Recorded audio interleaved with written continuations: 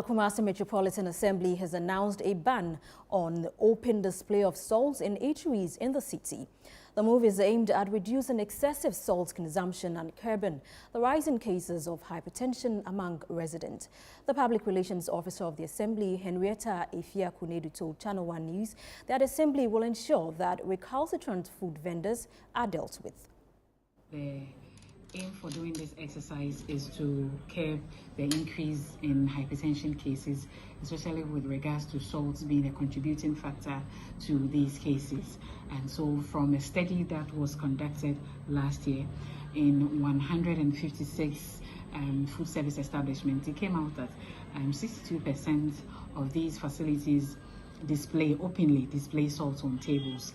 That is, when people go to take food or buy food and eat there, they still have the tendency, because the salt is on the table, to add extra more to it. And we think that, and as an assembly, it's harmful to our health. WHO recommends that we have to take 5 grams of salt, as in a teaspoon of salt, throughout the whole day. And these activities, we believe, is part of the rising cases in hypertension within the metro, as data from the health directorate suggests. And so as a city, we are taking measures in helping curb the hypertension cases by making sure that one of the contributing factors, which is salt, is reduced. And that is why, together with our partners, we come out with a statement letting the public know that from hence the Assembly has banned the open display of salt within the Kumasi Metro.